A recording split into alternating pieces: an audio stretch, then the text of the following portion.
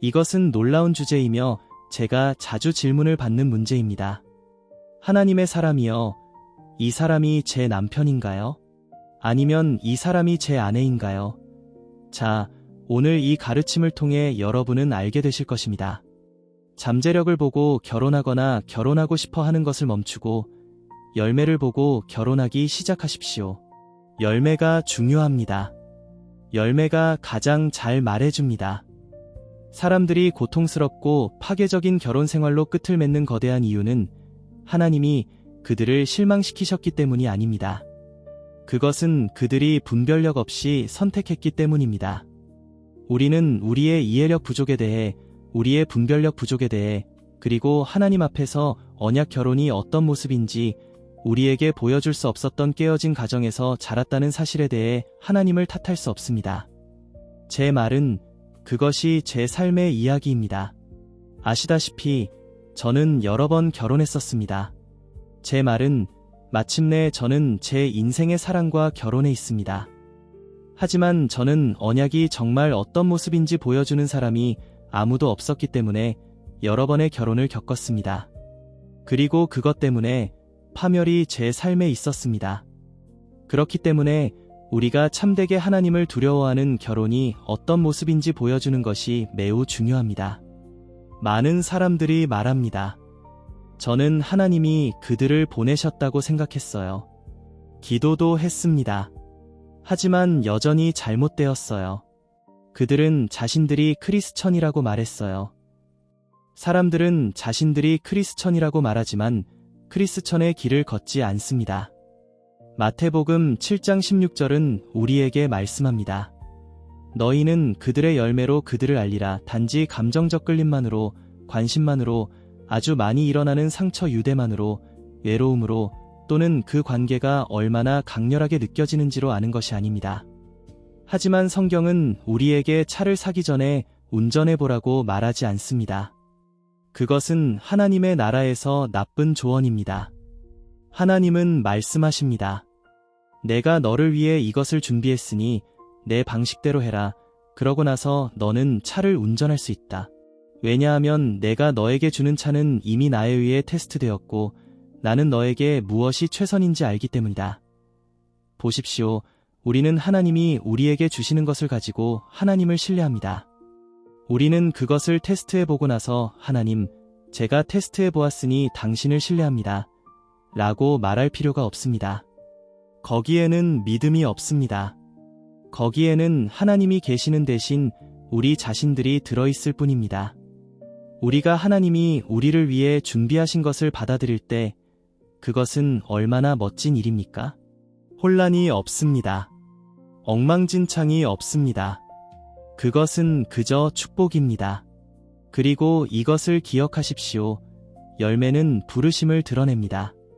열매는 보내심을 드러냅니다. 그러므로 여러분이 올바른 열매를 볼 때 여러분은 하나님이 그것을 보내셨다는 것을 압니다. 하지만 이 표징들 안으로 들어가 봅시다. 표징 번호 1번. 그들은 하나님과 진짜 활발한 관계를 가지고 있습니다. 만약 하나님이 그들을 보내셨다면 하나님은 이미 그들을 소유하고 계십니다. 그리고 이것은 나는 교회에서 자랐어, 나는 하나님을 믿어, 나는 크리스천 영상들을 봐가 아닙니다. 이것은 기도 생활입니다. 하나님에 대한 갈망을 가지는 것, 그들이 죄를 지었을 때 죄책감을 느끼는 것, 그리고 성경 말씀에 복종하는 것입니다. 요한복음 15장 5절에 말씀합니다. 그가 내 안에, 내가 그 안에 거하면 사람이 열매를 많이 맺나니 나를 떠나서는 너희가 아무것도 할 수 없음이라. 만약 그들이 그리스도 안에 거하지 않는다면 그들은 여러분을 성경적으로 사랑할 수 없습니다. 하나님께 복종하지 않는 사람은 결국 관계를 자신들이 지배하려고 할 것입니다. 그리고 만약 여러분이 그런 관계에 있어 본 적이 있다면 그것은 전혀 즐겁지 않다는 것을 아실 겁니다. 표징 번호 2번. 그들은 여러분의 몸보다 여러분의 마음을 먼저 쫓습니다. 하나님에 의해 보내어진 누군가는 순결을 지키고 세워진 경계를 존중하며 친밀함을 서두르지 않습니다. 아가서 2장 7절은 말씀합니다. 사랑이 원하기 전에는 흔들지 말고 깨우지 말라. 경건한 사랑은 기다립니다. 하나님의 사랑은 오래 참고 성내지 않으며 여러분이 여러분의 방식이 아니라 하나님의 방식을 원한다고 해서 어떤 식으로든 기분 나빠하지 않기 때문입니다. 표징 번호 3번. 그들은 여러분을 하나님께로 더 가까이 데려가지 그분에게서 멀어지게 하지 않습니다. 하나님이 보내신 배우자는 여러분과 함께 기도할 것이고 여러분과 함께 성경을 읽을 것이며 여러분과 함께 예배할 것이고 그들은 여러분의 동행을 강하게 해줄 것입니다. 왜냐하면 누군가가 하나님에 의해 보내어졌다면 그들은 자신들 안에 그리고 자신들 주변에 하나님이 거하시게 하기 때문입니다. 그리고 여러분이 강한 성도와 함께 있을 때 여러분은 주님 안에서 강해지는 것 외에는 선택의 여지가 없습니다. 순종을 감정으로 대체하며 죄책감을 타협으로 대체합니다. 아모스 3장 3절에 말씀합니다. 두 사람이 뜻이 같지 않은데 어찌 동행하겠으며 하브는 감정적 끌림이 아니라 방향입니다. 그리고 들으십시오. 만약 그들을 따르는 것이 여러분이 기도를 덜하고 예배를 덜하고 회개를 덜하는 것을 의미한다면 여러분은 하나님에 의해 인도받고 있는 것이 아닙니다. 그러니 그것을 그냥 알아두십시오. 저는 이것이 여러분에게 정말 좋은 내용이라고 생각합니다. 표징 번호 4번. 그들의 열매가 그들의 고백과 일치합니다. 그것은 한 가지를 하고 행동은 다른 행동을 하지 않는다는 것을 의미합니다. 말은 보내심을 증명하지 못합니다. 열매가 증명합니다. 갈라디아서 5장 22, 23절. 오직 성령의 열매는 사랑과 희락과 화평과 오래 참음과 자비와 양선과 충성과 온유와 절제니. 여러분은 스스로에게 물어보아야 합니다. 그들은 아무도 보지 않을 때 신실합니까? 그것은 큰 문제입니다. 그들은 회개합니까? 아니면 정당화합니까? 그들은 가르침을 잘 받습니까? 아니면 방어적입니까? 그리고 그들은 권위를 존중합니까? 누군가는 그들의 입으로 그리스도를 고백하고 그들의 라이프 스타일로 그분을 부인할 수 있습니다. 그것은 꽤 무서운 일입니다. 그러니 열매를 보십시오. 성령의 9가지 열매의 어떤 표징이라도 최소한 찾아보십시오. 매우 중요합니다. 표징 번호 5번. 그 관계에는 혼란이 아니라 평안이 있습니다. 하나님은 열정으로 위장된 혼란을 보내지 않으십니다. 고린도전서 14장 33절에 말씀합니다. 하나님은 혼란의 하나님이 아니시오 오직 평안의 하나님이시니라. 만약 그 관계가 감정적으로 혼란스럽고 뜨거웠다 차가웠다 하고 불확실성으로 가득 차 있으며 끊임없이 헤어졌다 다시 연결된다면 그것은 하나님이 여러분을 테스트하시는 것이 아닙니다. 그것은 불안정함입니다. 어떻게 여러분이 관계 속에 있으면서 아무런 안정감도 가지지 못할 수 있겠습니까? 사람들이 그 관계를 지지하지 않는 관계 속에 어떻게 여러분이 있을 수 있겠습니까? 그것은 불가능합니다. 하나님의 뜻은 여러분에게 도전이 될 수는 있겠지만 결코 여러분을 혼란스럽게 하지는 않을 것입니다. 표징 번호 6번. 지혜롭고 경건한 조언이 그것을 확증해 줍니다. 하나님은 배우자를 고립 속에서 보내지 않으십니다. 잠언 11장 14절에 말씀합니다. 지략이 없으면 백성이 망하여도 지략이 많으면 평안을 누리느니라. 만약 목사님들, 영적 리더들, 그리고 성숙한 성도들이 지속적으로 불안해하는데 오직 여러분 혼자만 확신하고 있다면 그것은 거대한 적신호입니다. 그리고 제가 여러분에게 무언가를 말할 수 있습니다. 저는 사람들이 진행되고 있는 상황을 지지하지 않는데도 필사적으로 싸우려고 하는 젊은이들을 얼마나 많이 만났는지 셀 수도 없습니다. 하지만 하나님이 말씀하셨고 하나님이 이 뒤에 계세요. 아니요, 그렇지 않습니다. 여러분은 속은 것입니다. 하나님은 혼란과 엉망진창과 감정적 불안정을 보내지 않으십니다. 여러분은 하나님의 방식보다 사탄의 방식을 더 사랑하는 것입니다. 그냥 그것을 인정하십시오. 그래야 여러분이 자유케 될 수 있습니다. 하나님은 확증해 주시고 미혹은 방어합니다.